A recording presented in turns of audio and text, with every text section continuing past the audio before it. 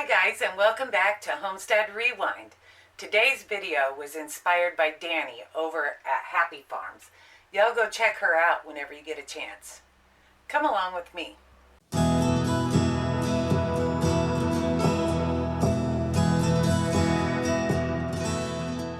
I've got to tell you that I have completely stressed myself out today.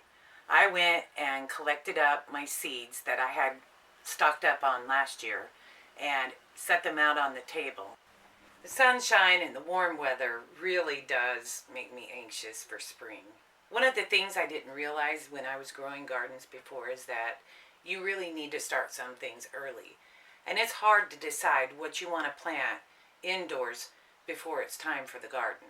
You have so many factors.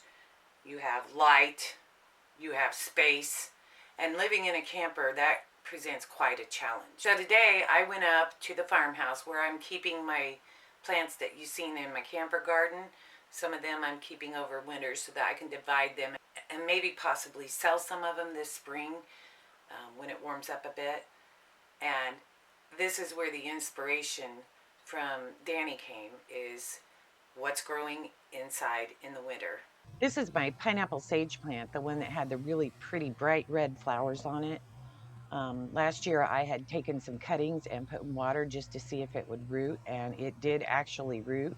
So this one's not looking so great being here on the back room of the farmhouse. And I'm going to get some cuttings and see if I can get it to root so that I will have pretty pineapple sage. Lemon balm died back a little bit, but then it started growing again. I don't know if it needed a little break or what. I'm really excited that I'm going to have the lemon balm this spring to make my teas out of. You can see my geranium is making it right on through the winter, and my two dahlias back there in the back don't look so great, but the aloe vera is going nuts. It's about to bust out of its planter. I'm going to have to bust it up and get it replanted. This is my thyme still growing. By the way, I have some thyme growing in a bucket outside that's doing really, really well. This is my lemon trees that I started from seed, still growing. I planted an avocado seed and forgot about it.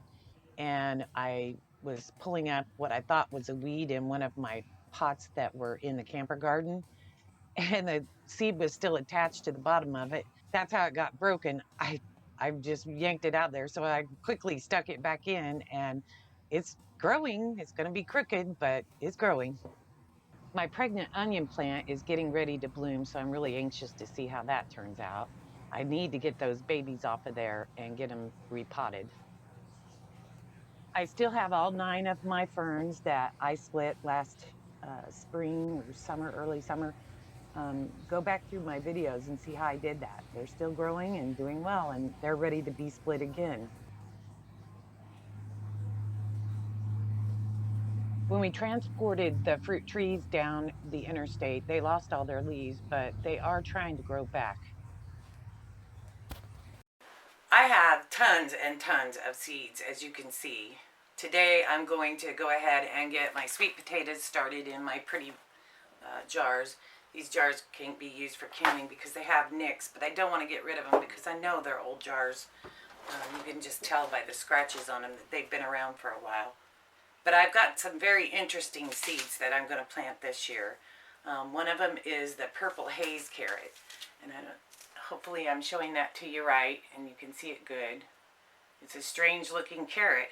It's like a purple carrot with a really dark purple, almost black carrot with the little orange streaks in it. So I'm curious to see if I can make them grow.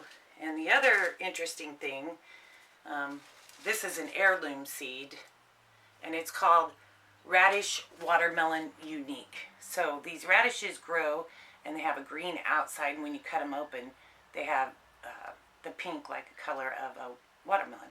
So I'm really excited to see how those do. I can't plant them because I don't have a greenhouse. Well, I don't have a big greenhouse. My greenhouse is a 3x4 greenhouse, and I'm not sure how I could keep it warm during the night. In the daytime it gets plenty warm enough, but in the nighttime I don't know how to keep it warm so that I can keep my seedlings safe. My greenhouse is far, far away from any electrical source, and it is a small area. I'm thinking perhaps I can get maybe a metal bucket of some kind and put coals in it at the nighttime. Just put a lid on it and put some hot coals in there. I'm thinking that might keep it warm enough during the night when it gets real cold outside. But my friend Gary has a high-low thermometer that I'm going to go pick up, and I'm going to start seeing how high the temperature gets in the daytime and how low it gets in the nighttime, and see if it's staying warm enough for me to be able to put seedlings in there. And if it's not, then I'm going to experiment with the metal can and coal idea and see whether it will stay warm enough overnight. Now, he's described this thermometer to me. Apparently it's got wax inside this thermometer, and something to do with as the wax melts and as it freezes, it moves these two marks up and down. I'm not quite sure I understand it yet, but I am going to go over and get it and look at it, and maybe once I see it, I can see how it actually works.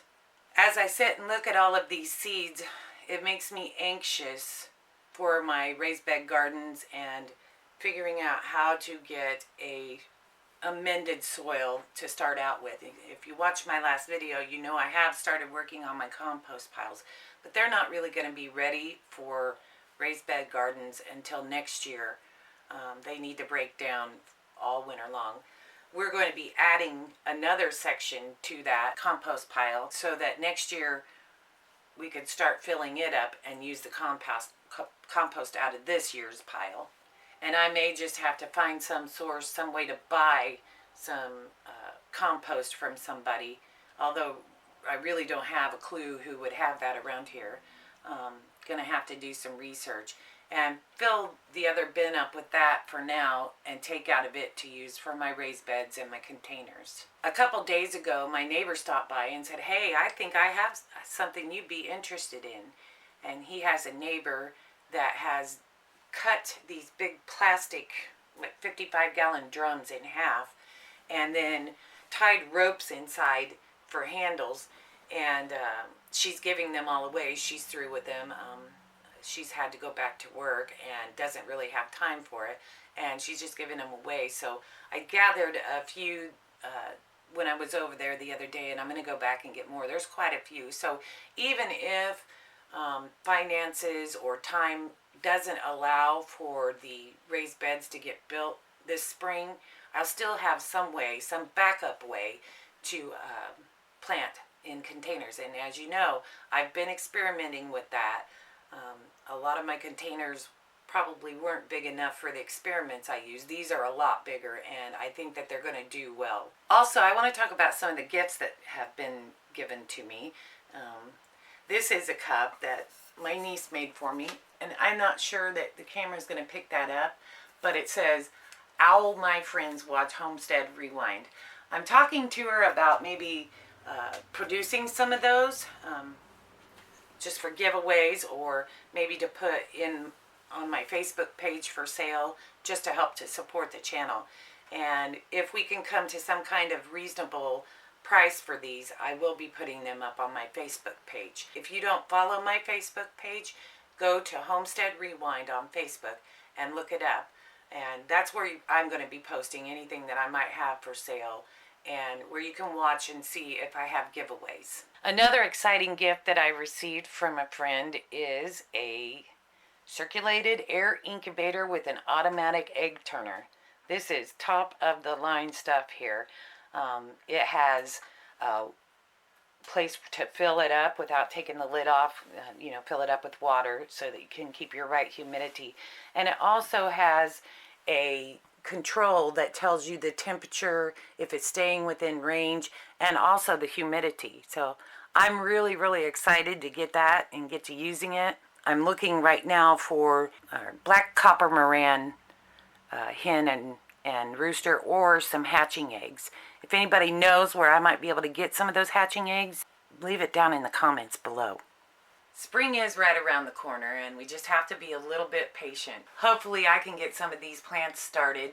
I'm thinking about putting a shelf here. This camper gets sunlight all the morning, and then most of the afternoon. You can see it's shining over out this big window that's in the back, and it's almost 2 o'clock. So it's very bright and lots of lights in here. So I'm hoping that I can start my seedlings, and then as they get bigger, transfer them over to the back room in the farmhouse until I can plant them. Okay guys, it's been really nice talking to you. I hope to see you again soon. Love and peace to everyone.